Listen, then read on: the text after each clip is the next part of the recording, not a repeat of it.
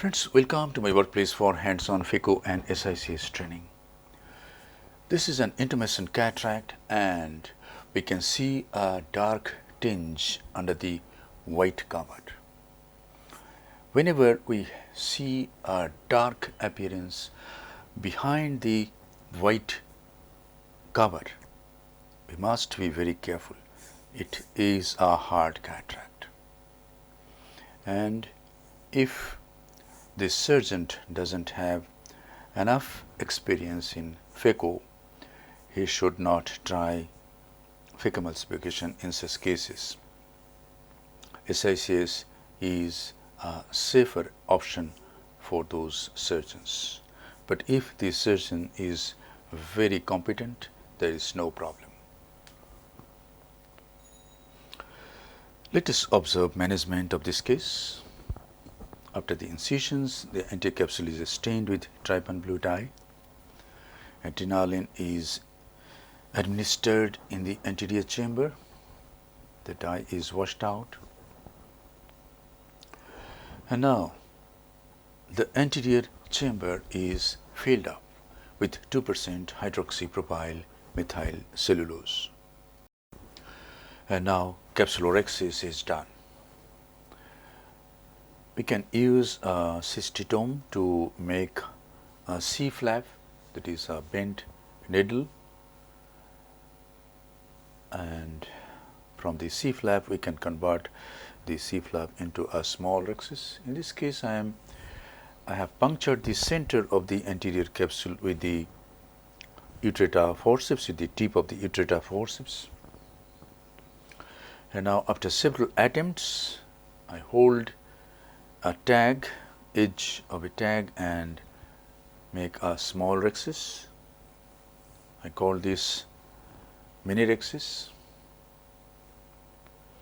And now as I aspirate the liquefied cortex, I can see the dark brown nucleus, very hard, very thick, huge nucleus.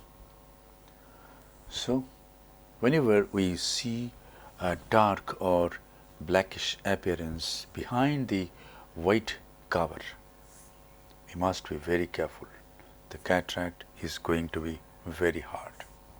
If it is chalky white, then usually the cataract is not hard, it is soft. It may be grade 3 like cataract, but this is a grade 5 nuclear sclerosis, or even harder than that.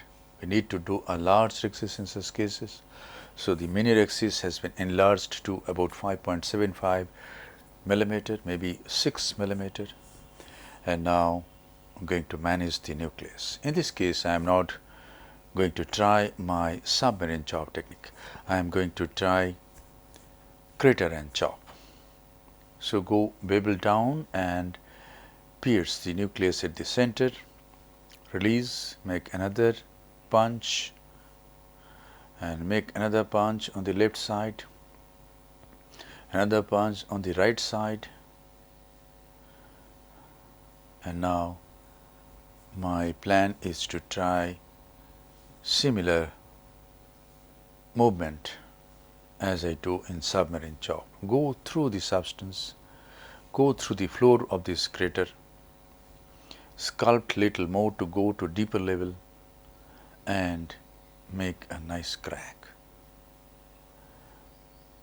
Lateral separation only this much, not more than this. If we do a lot of lateral separation, there can be jonular dialysis.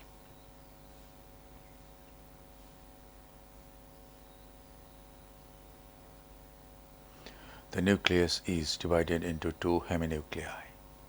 Now each heminucleus is subdivided into 3 pieces. One heminucleus divided, come to the other one, done. Another piece, try to divide it, but it is still little attachment at the apex. Go to the apex, apply a burst of energy, and it gets divided into 2 pieces. Get on to the next piece, tilt the nuclear piece, start emulsifying from the apex. Now, let me tell you the parameters. Ultrasonic energy is in continuous mode and it is 85% ultrasonic energy. Flow rate is 45 ml per minute. Vacuum is 450 millimeter of mercury. The microscope is OMS 90 from Topcon and the Phaco machine is Oakley Cataract 3. I have no financial interest in the products mentioned. I just want to convey this message that for good surgery, we don't need a very high-end machine, huge costly instruments we don't need. We need reasonable, good instruments, but not the top class instruments. It depends on the ability of the surgeon. It depends on the competence of the surgeon mostly to do good surgery. We can do very nice surgery with mid-range machines. Now, let us come to the point. During emulsification of the last piece, I decrease the parameters.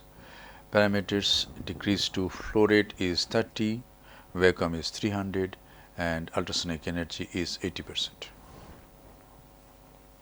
Whenever we use ultrasonic energy in continuous mode, we must be careful to apply energy only when it is needed, and that will cause intermittent application of ultrasonic energy. When the tip is occluded, we attract the pieces at the nuclear mass at the apex at the aspirating port of the phaco needle, and when the tip is occluded, we apply ultrasonic energy. As it is emulsified, we stop, go to the next piece, and thus ultrasonic energy usage is intermittent, though the ultrasound is in continuous mode. Cortical cleanup is done with 23 gauge Simcoe cannula. This can also be done with bimanual irrigation aspiration. And nowadays I can see that we can use the irrigating cannula through the main port. We just have to lift the anterior wall of the main wound a bit and the anterior chamber will be maintained. After cleanup, this is hydroimplantation of the intraocular lens. And before that, the wound is being enlarged a bit because the cartilage is a B cartilage. The wound has been enlarged to about 3 millimeter. And now here goes a hydrophobic acrylic single piece monofocal intraocular lens in the capsular bag. This is a beautiful lens from Appasamy Associates.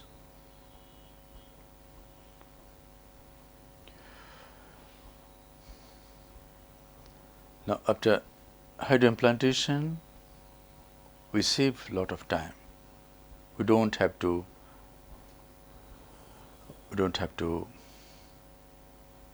spend time for cleaning the cortex. Now I am examining the undersurface of the iris if there is any nuclear piece hidden somewhere. It appears okay.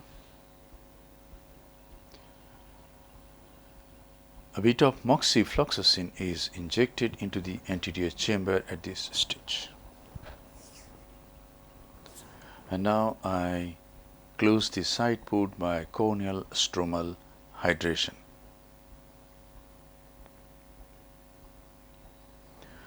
And then a final lavage of the anterior chamber is done.